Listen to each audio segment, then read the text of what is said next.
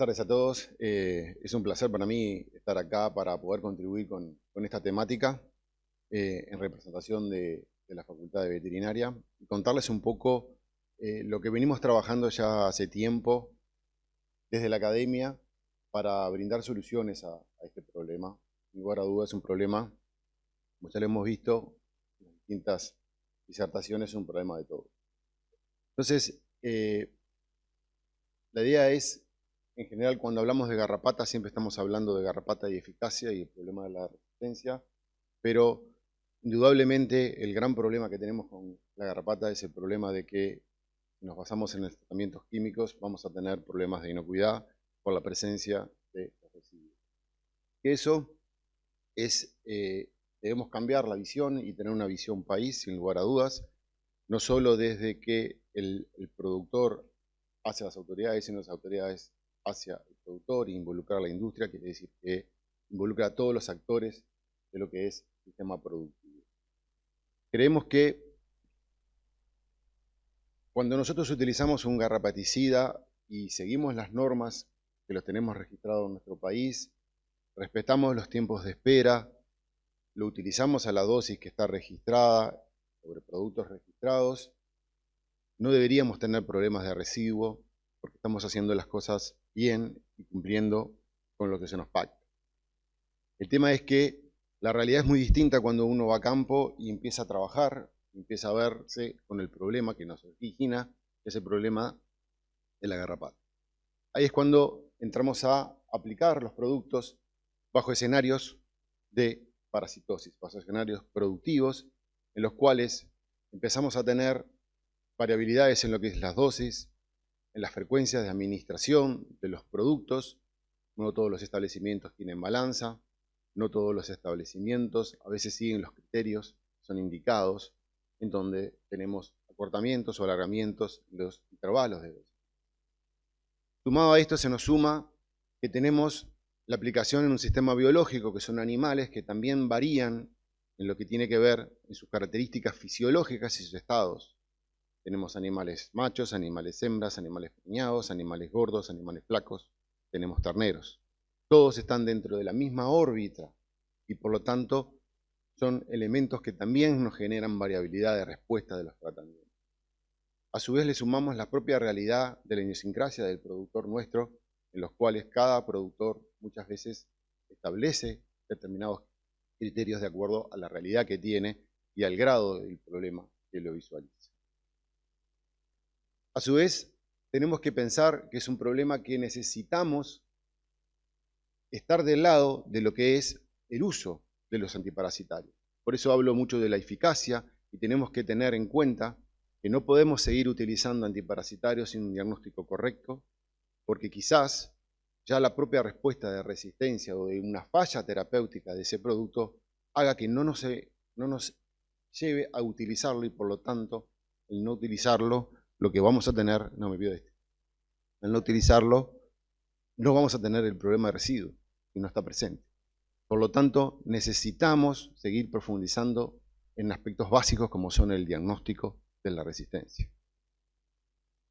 A su vez, tenemos que entender que tenemos reglamentaciones y esas reglamentaciones vamos en un buen camino, todos nuestros productos son autorizados, todos nuestros productos tienen los criterios bien estrictos, como lo acabó de decir la doctora Cardoso. Por lo tanto, tenemos muy claro cómo debemos utilizarlos y cada vez estamos siendo más informativos al respecto. Por lo tanto, tenemos que pensar que muchos de los problemas que tenemos se deban a desvíos o a situaciones particulares que tenemos que contemplar. Por supuesto que también estamos limitados con los aspectos internacionales que tiene este problema, porque ustedes están pensando en un residuo. Cuando ustedes aplican un antiparasitario a un animal, eso va a generar concentraciones y van a generar niveles en esos animales. Pero ellos no están generando los niveles de exigencia internacionales. Por lo tanto, lo que hoy estamos haciendo a un nivel de exigencia, quizás mañana es otro, como nos ha pasado con el etión, con el fipronil, con la ivermectina, en donde los límites de exigencia se nos han reducido. Por lo tanto, también estamos rehenes de esa situación.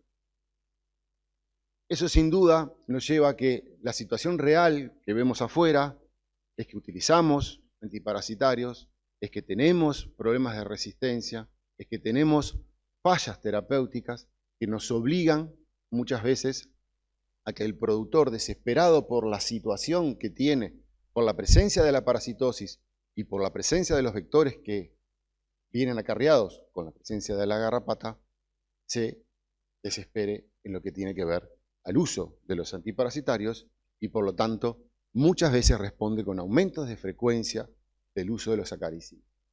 Y esto es un tema que no es menor porque ya nos empieza a desviar de las situaciones originales que teníamos pensadas al momento de registro de los productos. Es por eso que lo que quisiera transmitirles es un poco la visión del grupo de investigación que llevamos adelante, en los cuales visualizamos esto en 5 niveles de complejidad, en 5 niveles de que deberíamos estar trabajando para poder mitigar el problema de la inocuidad. En un primer nivel, que ya lo definimos como línea base, consideramos que, sin lugar a duda, es el conocimiento base, es saber con qué herramientas contamos y cómo debemos utilizarlas de forma correcta. Algo básico completamente, porque partimos de la premisa que si nosotros hacemos bien las cosas, no deberíamos tener inconvenientes.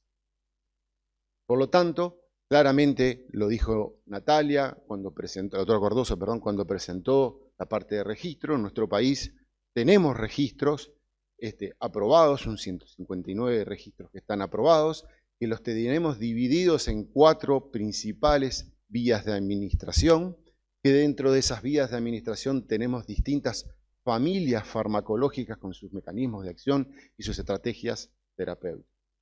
Y eso hace que genere una confusión, porque si ustedes ven, van a ver que los productos inyectables están divididos básicamente en 3 tiempos de espera, 35, 122, 130.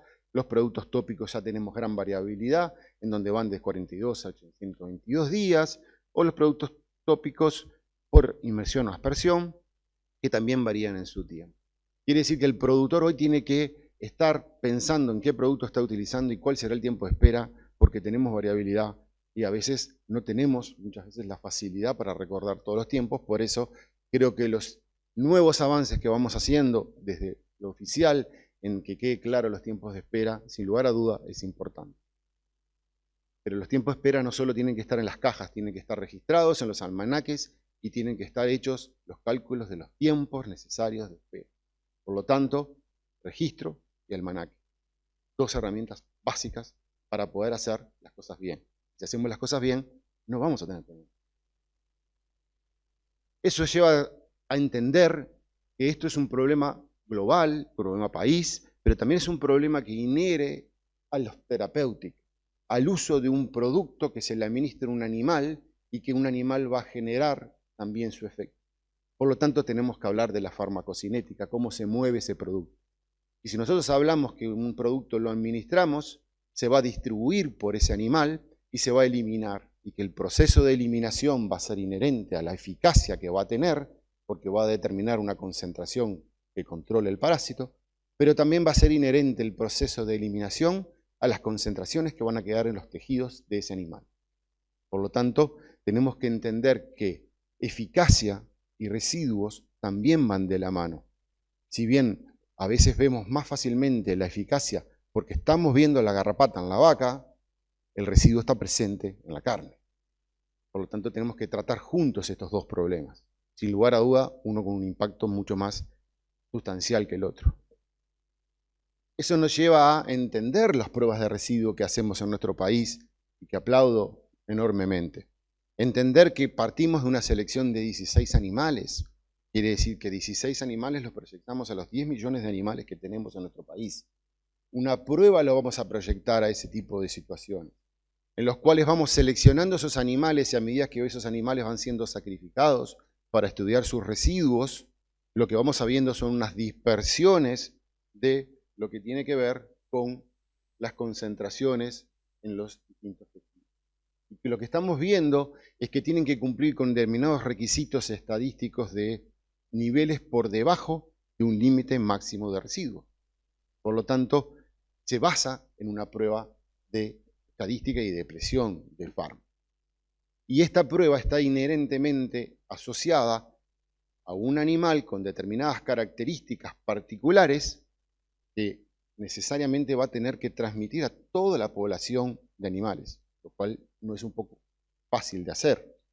Y a su vez, entender que estamos utilizando una dosis exacta. Y eso es lo importante, porque estamos sacándonos la variabilidad del ruido del uso. Necesitamos tener esta información. Y es muy valiosa. Eso nos lleva a que tenemos que pasarnos a un segundo nivel, que es el nivel de prevención, basado en la eficacia. Podemos hacer mucho, y de hecho en nuestro país es liderazgo en ese tema, en lo cual tenemos una fortaleza en lo que tiene que ver con los estatus sanitarios de nuestros predios, en donde claramente hay una asociación y alianzas estratégicas en lo que tiene que ver lo oficial, lo técnico y los productores, en donde necesitamos tener planes sanitarios para saber cómo actuamos y saber afrontar las distintas situaciones que se nos vienen, porque si planificamos y sabemos cómo usamos los productos, vamos a saber cuándo liberar nuestros animales. Asociados al diagnóstico y asociados a ese diagnóstico, a qué grado de control parasitario vamos a tener. Y esto es muy importante porque el productor tiene que definir un uso responsable y basarse en evidencia. De nada sirve aplicar un producto si tiene un problema de resistencia, porque lo único que va a generar es más resistencia y problemas de residuo. Por lo tanto, tenemos que considerar este aspecto también como una herramienta de control de los residuos.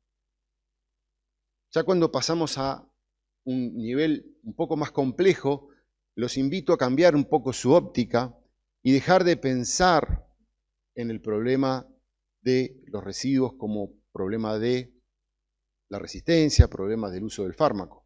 Empecemos a pensar un poco más en lo que le podemos pedir al producto que genera la industria para que nosotros utilicemos para el control de las parásitos. Y ahí es cuando empezamos a integrar lo que son los modelos. Empezamos a integrar lo que va avanzando la farmacología a nivel global. No es Uruguay, es el mundo que estamos hablando. Pero no les vengo a hablar de lo que hace el mundo, les vengo a hablar de lo que hacemos acá, lo que podemos estar empezando a hacer y empezar a visualizar. Y esto, que responde a un trabajo que realizamos en conjunto con el Ministerio ya hace un tiempo, en el cual evaluamos el uso de la ivermectina de larga acción, en donde no solo visualizamos cuáles son los perfiles de distribución que van a tener en animales dosificados con ivermectina, en los cuales no es un solo perfil, sino que son varios perfiles de distintos animales que nos generan una población, y proyectamos las situaciones que vamos a ver a nivel de campo, como es la situación de que repetimos las dosis porque estamos en un programa de erradicación y es lógico que así lo hagamos, porque así es lógico como nos dicen que tenemos que utilizar el producto para erradicar, administrarlos cada 42 días. Y eso fue lo que hicimos, readministramos a estos animales esta misma dosis, a las dosis correctas, y visualizamos cómo los perfiles se van desarrollando en esos animales. Y no solo hicimos eso, sino también que lo asociamos con los grados de eficacia y construimos modelos definidos como de farmacocinética y farmacodinámica, para poder incorporar cómo esas concentraciones iban a afectar a las poblaciones parasitarias. Pero eso es otra charla. Es otro momento, podemos conversar de cómo funciona ese modelo. Lo que me interesa es la inocuidad, porque fuimos a ver qué pasaba con esos perfiles de concentración y si realmente teníamos acumulación por hacer un uso reiterado a las dosis correctas que sugerimos. Si hacemos las cosas correctas no vamos a tener problema. Y esto fue lo que demostramos. Demostramos que si administrábamos el producto de forma correcta y a los intervalos indicados, no íbamos a tener una presencia considerable de acumulación o de riesgo. Pero lo estamos haciendo a nivel cinético. Por lo tanto, esto fue un avance. Avanzamos a un nivel 3 de prevención. Y esto lo podemos hacer, porque no va a estar muy lejos de la concentración que estamos generando. A su vez a esto le pusimos variabilidad de campo. El productor le dio el doble dosis, le dio menos dosis, lo dio a los 15 días. Todo eso nos permite tener este tipo de herramientas. Prepararnos para poder responder a los problemas que nos surjan, cuando nos surjan problemas de que no se usaron como se deberían hacer y deberíamos tener respuesta. Y ahí es que pasamos a un nivel 4 del enfoque de la inocuidad desde esta visión. Y es cuando empezamos a hablar de un manejo mucho más integrado. Y empezamos a entender de lo que se está hablando, porque los que nos compran carne hacen estas cosas. Los que nos compran carne desarrollan este tipo de modelos muy fuertemente y lo enfocan a sus problemas, a los problemas de los antimicrobianos. No le enfocan a los problemas antiparasitarios, porque ellos no tienen esta problemática. Nosotros sí. Por lo tanto, somos nosotros que tenemos que tratar de profundizar más aún este tipo de desarrollos. Y acá lo que le hablo es empezar a entender que cuando desarrollamos un producto, en la vida de desarrollo de un medicamento, hasta que sale al mercado, hay una parte en la cual se estudia lo que son los estudios de residuos y se empieza a visualizar la variabilidad que surge. Un estudio de residuo no es un día, el residuo no cae en un día, cae en un margen de tiempo en los cuales tenemos pocas concentraciones, hace un pico y después va bajando. Tiene una distribución de alguna manera y eso es lo que nosotros tenemos que estar determinando. Y si nosotros nos pasamos a los modelos que llamamos basados en la fisiología de los animales, podemos entender que el animal lo podemos dividir en esos tejidos comerciales que son relevantes a la hora de exportar. Músculo, grasa, riñón. Y por lo tanto, podemos entender que cuando administramos un fármaco, vamos a poder determinar las concentraciones que están en esos fármacos. Entonces ustedes me dirán, muy lindo, tenemos que hacer todos los estudios de vuelta, matar los animales, ver las concentraciones que hay en cada uno de los tejidos. No, esto es un problema país. Tenemos que avanzar y también tenemos que velar por los conceptos de bienestar animal. Tenemos que aprovechar la información que hoy tenemos que aprovechar y hacer que la industria se acerque y pueda darnos información y datos para poder construir estos modelos que nos van a permitir dar respuestas a las variabilidades de uso que tenemos en nuestro país con los antiparasitarios y entender qué está pasando. De esa forma, creo que tenemos grandes avances. De hecho, esto surge cuando Estados Unidos tuvo un problema con un antimicrobiano y realmente tenían miedo del uso de ellos por la inocuidad, generaron los modelos y visualizaron cuál era realmente el riesgo de utilizarlos. Y estas herramientas no son de Estados Unidos, estas herramientas son de acá, lo hacemos acá. La unidad de farmacología trabaja en estos aspectos. Quiere decir que tenemos las potestades, lo que necesitamos son las colaboraciones para poder avanzar y una visión país. Esto sí es muy entendido. De hecho, me gustaría presentarles este avance en los cuales son trabajos que venimos haciendo en colaboración con Brasil, con la Universidad Federal de Labras, con el doctor Ferrante, que venimos trabajando, en donde se desarrollaron modelos de este tipo, basados en la fisiología, basados en la literatura que existía de registros de estudios de residuos para ivermectina al 1%, y se hicieron las proyecciones de cuáles serían las concentraciones en base al modelo. ¿Saben lo que encontramos? Exactamente lo que está registrado. Que a los 35 días de esta formulación, los niveles en los animales simulados iban a estar de acuerdo a los límites máximos residuos. Por lo tanto, pudimos dar respuesta a eso. Un modelo que se hizo a las dosis adecuadas. Imagínense si ahora lo podemos alimentar con las situaciones que nos faltan a campo. La situación que nos pasó con el flasurón, en donde podemos empezar a ver cuál fue el problema de eso.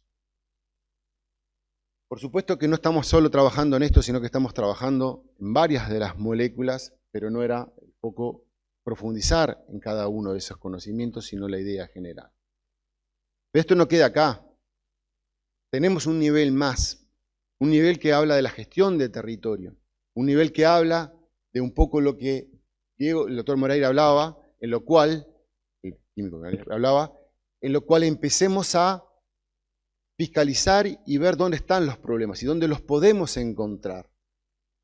Porque el problema del residuo no es el problema que cuando está el residuo dentro de la carne, el problema es mucho antes. Y si nosotros podemos implementar medidas para evitarlo, siempre va a ser mejor. De esa forma es que ya hace tiempo estamos trabajando desde esta misma facultad, en los cuales Alcántara está desarrollando su proceso doctoral. Estamos trabajando muy en colaboración por supuesto con la parte oficial, con el ministerio que entendió esta visión. Y utilizamos ¿qué? La información que tenemos.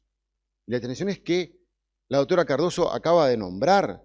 Tenemos un registro de uso de antiparasitarios. Cuando se compra, se declara. Es obligatoriedad para nuestro país. Por lo tanto, partiendo de esa información, partiendo de datos oficiales que están disponibles, anonizando para que entendamos no el producto, sino la molécula, porque el problema del residuo es la molécula, una vez que está dentro del animal, es que utilizamos la información de uso de las moléculas, 7 años de trabajo que tiene el vigía en nuestro país, de la información de los animales, cómo están distribuidos, porque conocemos dónde están los animales distribuidos por áreas en el país, es que establecimos determinados indicadores de uso de los antiparasitarios y por lo tanto generamos a nivel territorial, con el espacio, con el tiempo considerados, determinadas áreas de mayor riesgo de poder visualizar problemas de mayor uso de estos activos. Por lo tanto, esto es una herramienta que no es de afuera, es de acá también, y es colaborativa para hacer mejor nuestro trabajo y mucho más dirigido. Por lo tanto, consideramos que utilizar este tipo de situaciones y de información nos va a permitir tener una ventaja sobre la problemática. Eso sin duda nos lleva a que el problema de la terapéutica y la inocuidad tiene que ser una visión global para el control de la garrapata, que todas las herramientas que les acabo de nombrar responden a intereses, puede ser particulares de los distintos actores, porque todos tienen cierta aplicabilidad para lo que son los organismos de control, para lo que son la industria, o para lo que es el que está en la línea de ataque, que sin ninguna duda es el productor, y eso hace que permita tener mejores análisis de riesgo y por lo tanto anticiparnos al problema, permita, por supuesto, la seguridad de nuestros pacientes, porque no nos olvidemos que si producimos alimento, producimos animales sanos, y nuestros animales tienen que estar sanos cuando reciben un tratamiento antiparasitario, porque también tienen sus problemas desde el punto de vista toxicológico si hacemos mal las cosas. Por lo tanto, la seguridad de nuestros pacientes también es importante. Entender que es una herramienta enorme que permite validar el uso de los antiparasitarios en escenarios terapéuticos diferentes, que quizás tengamos que empezar a pensar de acuerdo a las herramientas de diagnóstico que tengamos o a las propias situaciones que se nos establece cuando nos varían los animales que tenemos que tratar y estamos todos referenciando a una prueba de 16 animales con determinadas características que fueron animales elegidos como tubitos de ensayo, porque esa es la realidad. Por lo tanto, tenemos que tener seguridad al momento de proyectarnos a luz. Por supuesto que van a ayudar a los tiempos de espera. En Uruguay es un problema porque nosotros producimos bovinos, pero si produjéramos otras especies, ¿ustedes piensan que en las cajitas de los medicamentos todos los tiempos de espera van para todas las especies? No, porque esto cada vez más, como se nombró, lleva mucho dinero producir un medicamento y se centra en lo que más dinero tiene. Por lo tanto, hay un montón de especies que necesitamos convalidar la seguridad. Y nosotros, productores de alimentos, 80% exportamos, tenemos que dar respuesta a esa temática. Por supuesto que a nivel de campo son herramientas que ayudan a entender esquemas terapéuticos y a poder ayudarlos en lo que es el control de campo de las poblaciones, tanto por la eficacia o por la inocuidad, como anteriormente lo nombré, y entender que el uso tiene que estar asociado muchas veces a sistemas productivos. Y eso nos hace que tener que estar prontos para poder adaptarlo de una forma correcta y que no nos perjudique desde el punto de vista de la inocuidad. Y sin duda alguna, el objetivo mayor que nos involucra en esta jornada es tratar de que todas estas herramientas disminuyan el riesgo de residuos.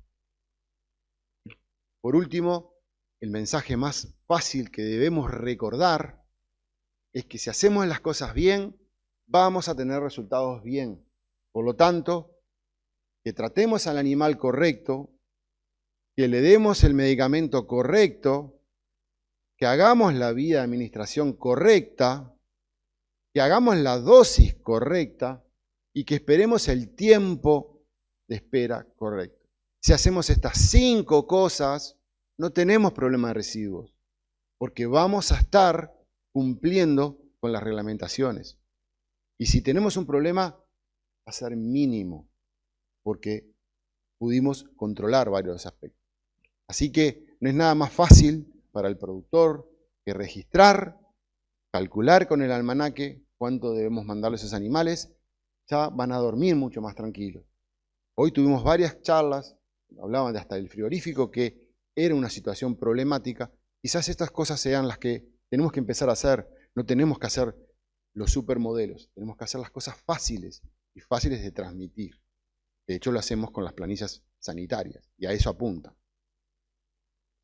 Quiero agradecer, por supuesto, a todo el equipo, porque uno no adquiere los conocimientos solo, sino que es trabajando en equipo. Esto es un área que venimos desarrollando desde la unidad de farmacología, en donde no solo aspectos vinculados a antiparasitarios, sino a otros aspectos de la farmacología, de la terapéutica, venimos trabajando fuertemente.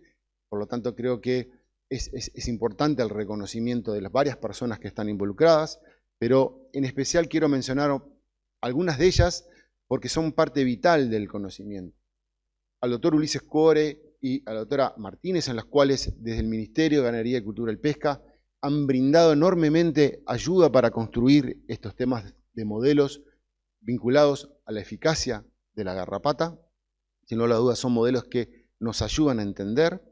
Por supuesto que al equipo de trabajo de la Facultad de Veterinaria, que está específicamente involucrado con la temática de la parasitosis, al doctor Robaina, al doctor Alcántara, a la doctora Caballero y a mi colega Damián, en los cuales nos aporta muchísimo en lo que tiene que ver el bienestar del animal. A la doctora Pareja, que en Facultad de Química venimos desarrollando desde hace tiempo algunos modelos vinculados sobre todo a la problemática del flasurón, la cual no me limité a hablar hoy, pero que también tenemos un desarrollo muy similar al respecto de estas temáticas. Al doctor Torconis, que de la Universidad de Navarra, España, que es con quien profundicé mucho en el desarrollo de este tipo de modelos para entender la complejidad, y también al doctor Denel, que de la Universidad de Estados Unidos, que también trabajamos en conjunto para lo que es el desarrollo de la farmacometría, y al doctor Ferrante de la UFLA de Brasil, que hace tiempo que venimos en una fuerte colaboración entendiendo esta problemática y queriendo impulsar esta metodología. El año pasado tuvimos la oportunidad en el CAMEVET de brindar conocimiento al respecto, lo cual nos parece importante que empecemos a regionalizar y a implementar desde las autoridades para abajo este tipo de aproximaciones que nos van a dar mucha más tranquilidad, y agradecerles en lo personal y a todo el equipo de trabajo por esta jornada. Muchas gracias.